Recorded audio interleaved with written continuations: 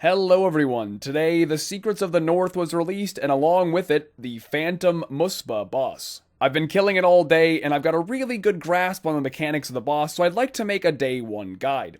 Now when I say a day 1 guide, I mean in the future some metas may change, but I'd like to think that the information I give you in this guide will still be rock solid in describing the mechanics and how to easily kill the boss. As always with Mr. Mammal guides, these are absolutely not efficient, fastest, best guides. I simply want to give you all the information that you need to know about the boss and how to kill it comfortably. If you're here for efficiency, sadly, you're in the wrong place. That being said, I'm going to be using a pretty low-level gear setup.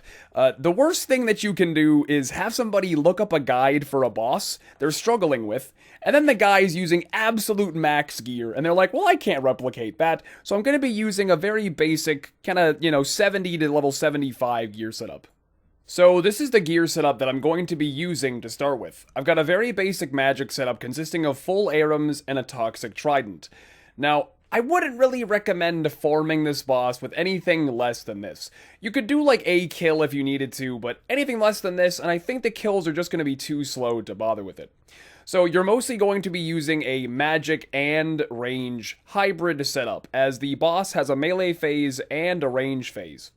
So as far as magic goes, just wear the best magic armor you can, a trident and above is highly recommended. Now in your inventory, I've got a range switch consisting of black d'hide, a rune crossbow, very basic stuff. I've also got a rune pouch. Now my rune pouch is full of blood runes, death runes, and water runes, because you are going to be using freezing ancient spells.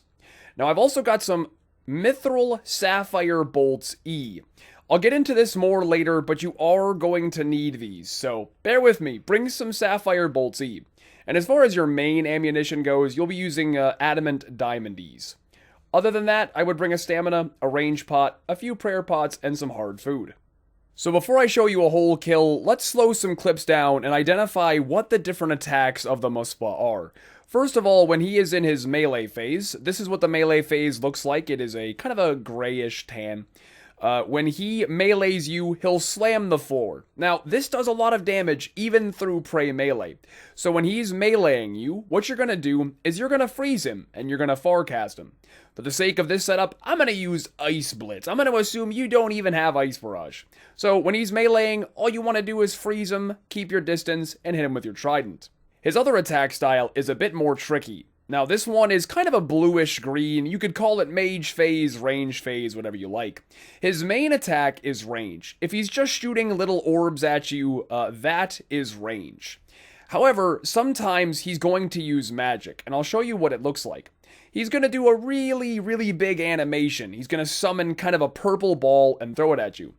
The nice thing about the magic attack is you have a long time to react to it, so camp Prey range during this phase, and when you see him raise up the purple ball, turn on Prey Mage as quickly as you can, and once it hits you, go back to Prey range. The next mechanic you'll see throughout the fight is he will summon a spike beneath you. Now, I'm not gonna lie, this happens pretty quick, so you're gonna want to pay attention. You'll see kind of it looks like a snow pile with a hole in the middle. It'll spawn underneath your feet. You then want to move as quickly as you can, otherwise you'll get hit for usually like a mid-teen by the spike.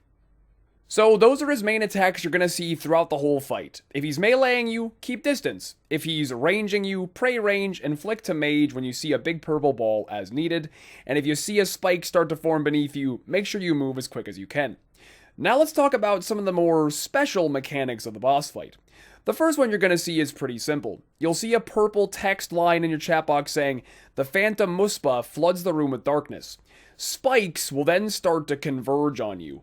All you have to do is run away from these. They move 1 tile per tick, so you can outrun them really, really easily. Just be aware that when they're following you, you don't want to stand still for too long. The next mechanic, and this will also give you a purple text saying the Phantom Muspah floods the room with darkness.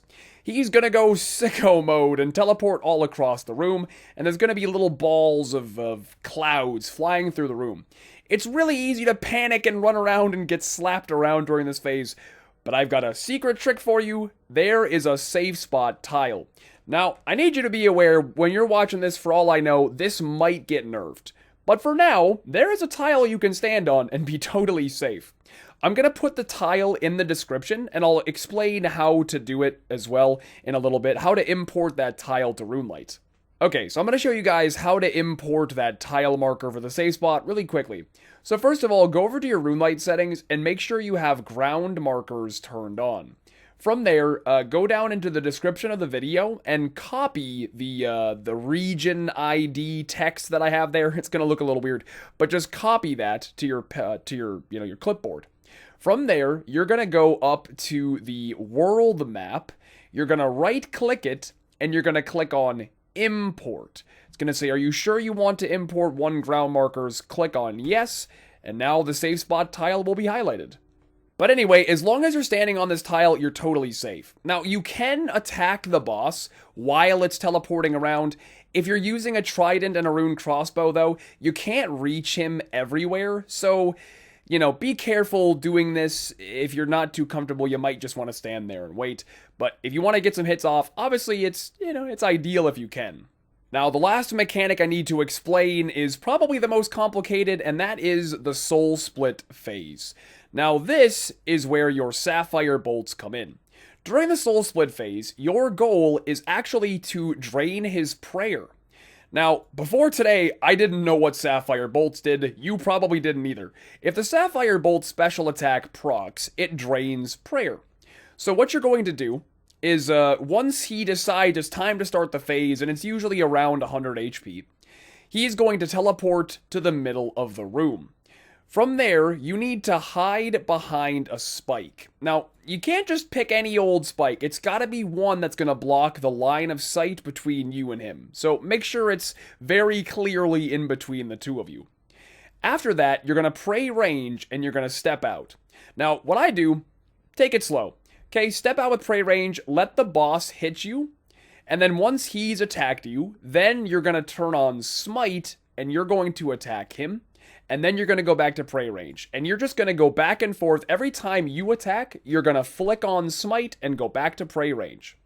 Now, remember how we talked about the magic attack animation before? He's going to do that sometimes in this phase as well. If he does, make sure you turn on pray mage as soon as you can, and then straight back to pray range, because he follows it up pretty quickly. And then it's right back to flicking smite. Now, ideally, your sapphire bolts will proc, and when they do, they deal about half of the health bar each time. Now, I'll show a little bit later how this can be done with like an armadillo crossbow, and it's usually a lot faster. With a rune crossbow, you're really at the mercy of RNG. Sometimes you just have to smite flick them all the way down, but hopefully your sapphire bolts go off. Now, as this phase is ending, as soon as this phase is over, he will always spawn a spike underneath you. So as the phase is dying, make sure you move because he spawns one right away every time. From there, you're home free to finish it. Make sure you camp pray range and flick to mage as needed. And that's it. You killed the Phantom Muspah. Now, some of you watching this guide, maybe you do have really good gear, so I'm going to show you another kill that I've done with the actual gear setup I'm using. That is the Shadow of Tumakin and the Bofa. As far as I know, this is I don't know if it's the best setup. I think Twisted Bow might be better than Bofa. Not like I have one to use anyway, so it doesn't really matter now, does it? This, of course, is going to be way, way faster than a trident or a rune crossbow. But the method is the exact same. I'm literally killing it the same way to a T. It's just dying faster. The biggest difference, though, is having an armadillo crossbow or a Zerite crossbow for the soul split phase makes a massive difference, and here's why. The armadillo crossbow special attack doubles the chances for your bolt special attack to proc. So instead of praying to God that your rune crossbow, procs the bolts, you have a much, much higher chance with an armadillo crossbow spec for it to go off once. As you can see there, my first special attack, the bolt procced, and it did half of the health right away. If you're lucky, and it does happen a lot, with an armadillo crossbow, if you spec twice, you'll literally two-hit it very frequently. The other option is a Zerite crossbow. The Zerite crossbow special attack, that's a guaranteed bolt proc, but it only goes off once because, it uses more than 50% special attack. So, as of right now, I dare say it takes a bit of RNG, but I dare say Armadillo Crossbow could be better because you can double spec every time. But anyway, I am going to play a full kill with just some music. I know sometimes people find it helpful just to watch somebody fight it, so I'm going to, unedited, just let a kill go, and I'll let you watch.